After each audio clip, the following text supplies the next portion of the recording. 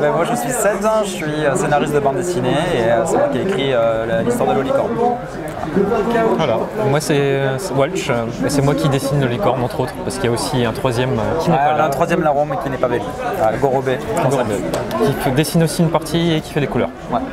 Moi personnellement j'ai fait des études d'art appliqué mais c'était plus pour faire du graphisme, de la publicité. J'ai fait de la publicité quelques années et comme ça ne m'intéressait pas beaucoup ce que je faisais de la BD sur internet pour m'amuser. Et j'ai été repéré comme ça. Et voilà, et donc j'ai commencé à travailler dans des petites maisons d'édition. Et puis voilà, de plus en plus de projets au fil du temps. Moi, c'est un peu le même principe. Après, j'ai lu beaucoup de BD quand j'étais enfant. Puis un jour, j'ai découvert qu'on pouvait faire ça et on pouvait même gagner des sous. Incroyable. Pas beaucoup. Mais pas beaucoup. Apparemment, c'était un métier. Donc voilà, je me suis dit, c'est cool, je vais faire ça. Et puis bah, voilà, depuis, j'ai fait des études. Et pareil, j'ai commencé chez le même éditeur que Ced. C'est comme ça qu'on s'est rencontrés. Tout à fait. Généralement jeunesse. Plutôt jeunesse, ouais. Tous les deux, on avait fait un bouquin qui avait été sélectionné en jeunesse à Angoulême. Et je pense que ça, c'est le petit déclic où après on s'est dit, bon, il faut qu'on reste. En tout cas, moi personnellement, j'essayais de faire un peu pour d'autres publics, pour des adultes et tout ça. Et à partir de ce moment-là, je me suis rendu compte que c'était là où on était à l'aise et qu'on était bien. Donc voilà, on a continué en jeunesse. C'est toujours avec cet éditeur-là où on était tous dans cette équipe-là. On a tissé des liens, donc c'est vrai que tous les deux, on avait travaillé ensemble, pas avec Gorobé, il me semble pas. Mais on le voyait souvent. On se croise beaucoup. Maintenant, je travaille avec Gorobé sur un autre album et sur une série dans Spirou. Et voilà, en fait, on se connaissait tous plus ou moins par les salons, par ce genre de choses. Et on avait depuis longtemps envie de travailler ensemble. C'est toi qui vas devoir commencer. Pour le coup, c'est un projet un peu particulier. C'est en fait, avec Gorobé, on était en dédicace il y a longtemps. Et on s'ennuyait un peu à ce moment-là. Et lui dessinait des petites licornes un peu bêtes comme ça. Et je lui ai dit, ça ferait un bon projet. Et puis il m'a dit, allez banco, on se lance. Et comme on a traîné un peu à essayer d'écrire un scénario à deux, on n'y arrivait pas, on a appelé Ced. Voilà. Qui a beaucoup plus de talent. Moi je suis arrivé plus tard dans l'histoire. Voilà. Ils m'ont présenté leur univers, il y avait déjà beaucoup de personnages de créer et j'ai essayé de mettre une histoire, de mettre une cohérence. Mais après le sujet qui est l'exclusion dans ce premier tome surtout, c'était déjà eux qui l'avaient prévu, il était déjà imaginé. Et voilà, j'ai essayé de rajouter quelques personnages féminins, ça manquait un peu. Et puis voilà, rendre un tout petit peu plus cohérent ça et après le développer pour les suites, quoi. Mais le projet à l'origine c'était la partie graphique qu'il avait inventée, quoi. C'est ça, c'est vraiment parti d'un petit dessin de licorne un peu bête comme ça. Alors moi j'essaie de pas trop penser à qui va le lire en fait. Quand j'essaie de faire quelque chose que moi je trouve drôle.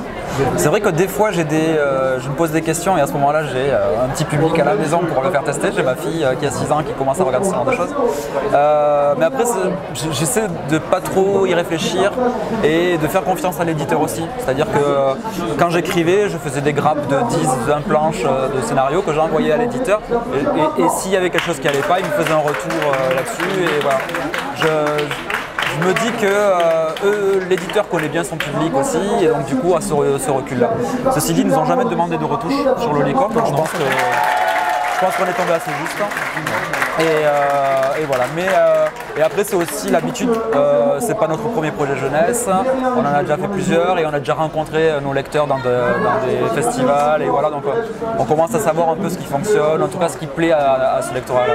Alors moi j'ai une façon un peu particulière, je pense qu'il y a beaucoup d'auteurs qui font ça aussi, mais je suis aussi dessinateur à côté. Et donc quand moi je fais mes scénarios, je fais tout le temps des petits storyboards, crayonnés sur une tablette graphique.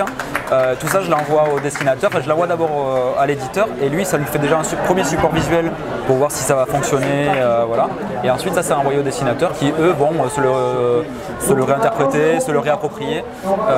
Mais du coup il y a déjà une dimension visuelle au moment où j'écris. Il y a déjà si j'ai besoin de faire des petits gags visuels, ils sont déjà dans le storyboard, voilà. Donc moi ça me permet d'aller plus vite parce que j'ai pas besoin d'écrire en fond de scène, en voix, voilà.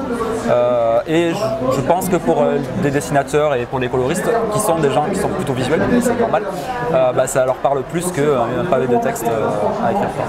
Ça c'est plus Gorobé qui s'en occupe, mais après c'est son style à lui, j'ai envie de dire, de base qui est très coloré, très sucré comme ça. Ouais. Et on est un peu parti un peu plus sur comme c'est un thème licorne, un monde fantastique, on est parti sur un truc très sucré effectivement, je pense assez facilement. C'est venu naturellement je crois. Alors, en tout cas, l'éditeur, quand on avait commencé à en parler, m'a demandé tout de suite. Nous, on avait pitché le premier tome, qui était bien établi, on savait à peu près où on allait. Et c'est eux qui nous ont dit, imaginons-le tout de suite comme une trilogie, et qu'est-ce que vous feriez pour les 2 autres tomes? Donc voilà, à ce moment-là, moi, j'avais pas encore trop réfléchi, je leur ai proposé des pistes, et donc c'est devenu une trilogie en effet, où on a raconté l'essentiel de notre histoire en 3 tomes. Mais c'est par la demande de l'éditeur qu'on a réfléchi à ces 2 autres tomes. Ben là c'est pareil, en fait Dupuis nous avait dit quel est le format qui vous intéresse pour ce genre de choses là. Et dans ce format là il y avait une BD qui s'appelle toujours Aubépine qui était sortie et que moi j'aimais beaucoup, je le lisais avec ma fille, on aimait beaucoup ça et je m'étais dit c'est ça qu'on voulait quelque chose de cartoon pour rentrer un peu dans ce format là.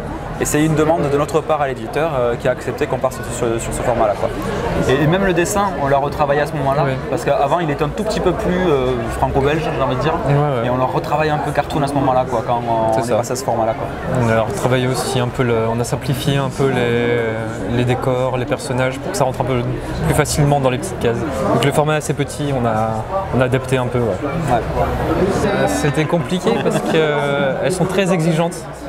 Elles demandent beaucoup de paillettes, ils en mettent partout et puis faut leur faire à manger, faut leur masser la croupe, ce genre de choses. Faut pas sortir cette phrase du contexte. Voilà. Là, pour la petite biographie, ils nous ont dit qu'on avait le droit de mettre. Quand ils nous ont dit est-ce que vous voulez mettre un petit mot pour la biographie, on a dit on a le droit d'écrire des bêtises, ils nous ont dit oui. Donc, en fait, alors pas du tout, c'est juste qu'on n'était pas dans le bon nombre de pages quand on a livré le scénario. Et Dupuis nous a dit il nous reste des pages en plus, qu'est-ce que vous voulez faire? Ils nous ont proposé est-ce que vous voulez faire des jeux pour les enfants et tout ça. Et on a discuté ensemble et on s'est rendu compte, on s'est dit ouais ça serait cool d'avoir un petit bestiaire pour développer un peu cet univers. Ce qui est assez sympa avec cette BD là, c'est que du coup ça s'y prête beaucoup. Il y a plein de choses encore à raconter sur cette BD qu'on n'a pas pu faire. Et à tel point que là on est en train de faire tous les 3 un spin-off dans le magazine de Spirou. Il y a des personnages du tome 3 de Lolicorne qu'on a vraiment aimé mais qui sont très annexes et on s'est dit il faut raconter leur histoire à eux, donc on a des pages de gag avec ces 2 personnages dans le magazine de Spirou. En fait on pourrait vraiment développer ce monde là, Loliland qui est un monde qui déforme le nôtre en fait, donc il y a beaucoup de choses à raconter et c'est pour ça qu'on a essayé de développer ça, de faire des petits bonus en effet pour tourner autour de tout ça. Oui, c'est plutôt ce qu'on croise quand même. Ce qu'on voit en dédicace en tout cas, oui, c'est surtout des enfants. Je sais qu'on a aussi des adultes et surtout des parents parce que quand on écrit des bandes dessinées jeunesse, il faut aussi penser aux parents qui surtout pour les plus jeunes âges, lisent les BD aux enfants. Et mais j'ai le sentiment que ça plaît un peu à tous les âges, mais on a quand même beaucoup de jeunesse qui a accroché à notre BD.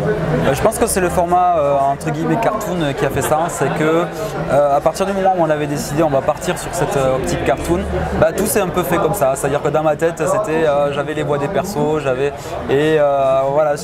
crois que je raisonnais plus en termes de dessin animé que de BD pour écrire cette histoire-là.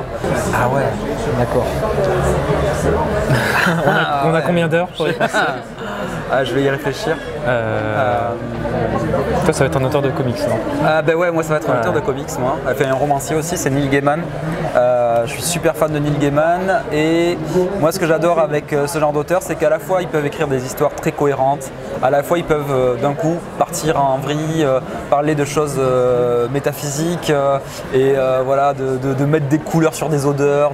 Et moi je trouve ça fascinant parce que j'ai une écriture on va dire plutôt rationnelle et moi ce genre de petite fulgurance de partir sur quelque chose d'inattendu, c'est la même chose qu'on trouve chez le showrunner justement de la série Légion, j'ai plus son nom. Noah Hawley. C'est pareil en fait, on suit une histoire et puis d'un coup il y a un personnage qui voit une vache apparaître. Et moi je trouve ça fascinant d'arriver à mettre une espèce de surréalisme dans ces histoires et j'aimerais bien avoir cette petite folie de temps en temps. Vaste question. Je sais pas, j'en ai aucune idée, franchement. Un auteur. Tous. J'irai picorer un peu dans tous les cerveaux, je prendrai les meilleures idées et je ferai un best-seller. Voilà. Toi, tu le fais pas pour t'enrichir, voilà. Pas t'enrichir personnellement, t'enrichir au niveau c'est un super pouvoir. Moi, je suis un super vilain, évidemment. Ah oui, ok. Voilà.